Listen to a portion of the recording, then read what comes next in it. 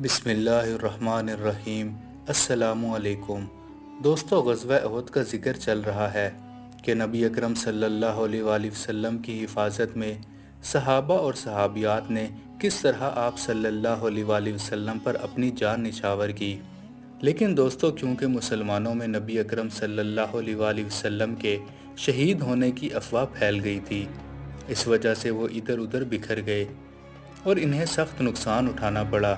انہی نقصانات میں ایک بڑا نقصان یہ بھی ہوا کہ نبی اکرم صلی اللہ علیہ وآلہ وسلم بھی اس لڑائی میں کافی زخمی ہوئے۔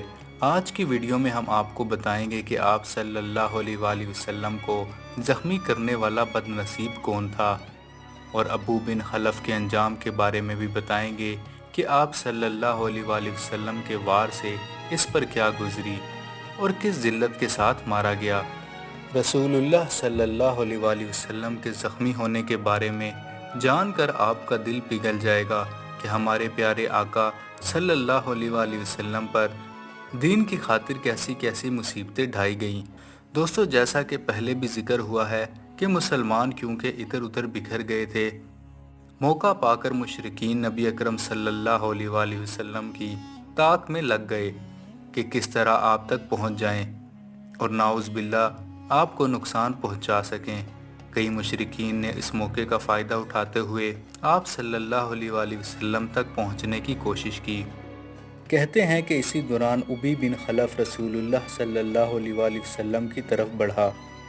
کئی صحابہ اس کے راستے میں آئے، مگر حضور اکرم صلی اللہ علیہ وآلہ وسلم نے فرمایا، اسے میری طرف آنے دو۔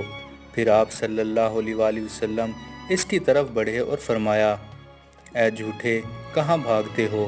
پھر نبی اکرم صلی اللہ علیہ وآلہ وسلم نے ایک صحابہ کے ہاتھ سے نیزہ لیا اور بہت آہستہ سے ابی کے پہلو میں چبھو دیا، یعنی یہ کہ نیزہ اتنا ہلکا لگا کہ خون بھی نہ نکلا، محض ایک خراش آئی۔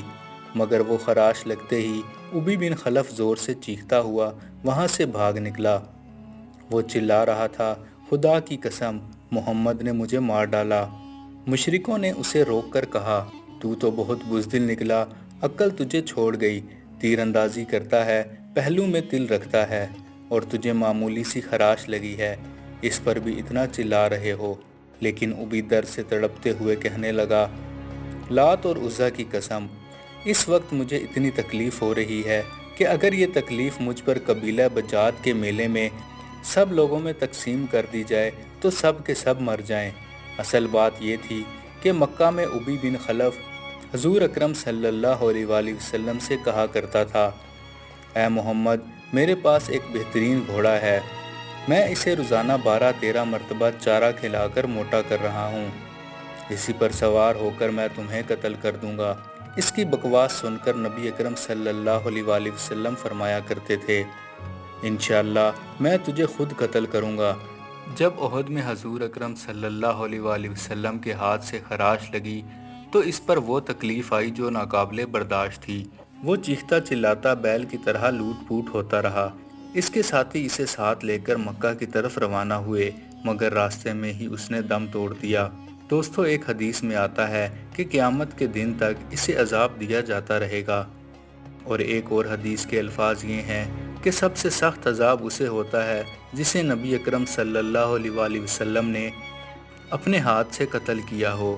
دوستو، روایت میں آتا ہے کہ احد کی لڑائی شروع ہونے سے پہلے ایک فتنہ باز شخص نے جگہ جگہ گڑھے کھود دیے تھے تاکہ مسلمان بے خبری میں ان میں گر جائیں اور نقصان اٹھائیں۔ یہ شخص حضرت حنظلہ رضی اللہ تعالیٰ عنہ کے والد تھے، اور حضرت حنظلہ رضی اللہ تعالیٰ وہ ہیں جنہیں فرشتوں نے غسل دیا تھا۔ کہتے ہیں کہ لڑائی جاری تھی کہ حضور اکرم صلی اللہ علیہ وآلہ وسلم ایک گڑھے میں گر گئے۔ حضرت علی رضی اللہ تعالیٰ عنہ نے آپ صلی اللہ علیہ وآلہ وسلم کو گرتے دیکھا تو فوراً آگے بڑھ کر دونوں ہاتھوں سے تھام لیا۔ جب حضور اکرم صلی اللہ علیہ وآلہ وسلم گڑھے میں گرے تو ابن کمیہ نے آپ پر پتھر برسائے۔